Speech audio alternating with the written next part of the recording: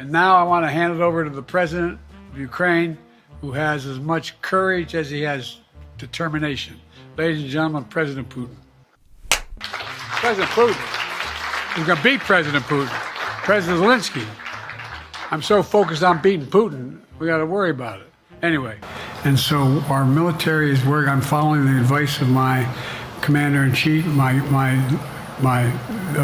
chief of staff of the military, as well as the Secretary of Defense and our intelligence. And I think you'll see that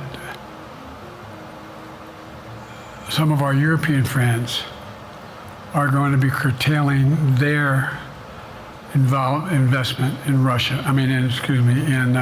In China, as long as China continues to have this indirect help to Russia in terms of being able to help their economy as well as help them in, as a consequence of that, their ability to fight in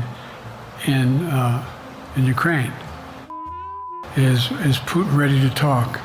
I'm not ready to talk to Putin unless Putin's ready to change his behavior. I'm prepared to talk to any leader who wants to talk, including if Putin called me and wanted to talk.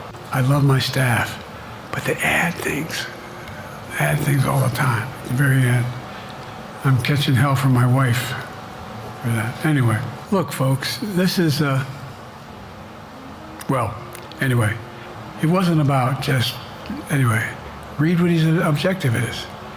And but then again, they're better than a lot of other people here too. But Biden's not prepared to sit with us unscripted. Biden's not prepared to, from Wisconsin to North Carolina to, I'm going to be going down to the Johnson Library What concerns do you have about Vice President Harris's ability to beat Donald Trump if she were at the top of the ticket?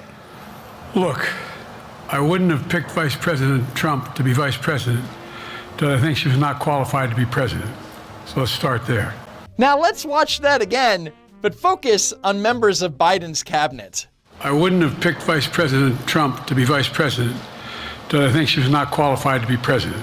So let's start there. Number one.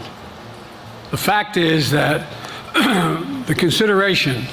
National Security Advisor Jake Sullivan looked like he was about to cry.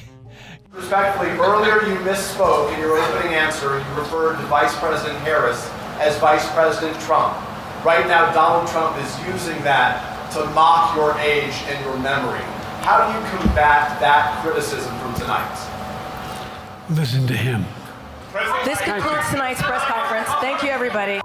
And during their dignified transfer event at Dover Air Force Base, this happened. These 13 service members were killed because of Joe Biden's incompetence as commander-in-chief, and during their dignified transfer, acted like an impatient child. F you, Brandon. And he begins to meander and forget. Let's take a look at it. But there's a lot more. For example, I think there's more we're going to have to do as we go down the line here. But we're going to, for example, additional checks to families conditions should be required. But I think there's a minimum of. I won't go into all that. Let me just deal with your specific. So what is he doing? He's like first of all, openly reading on national television like this for what's happening. Then he obviously lost his place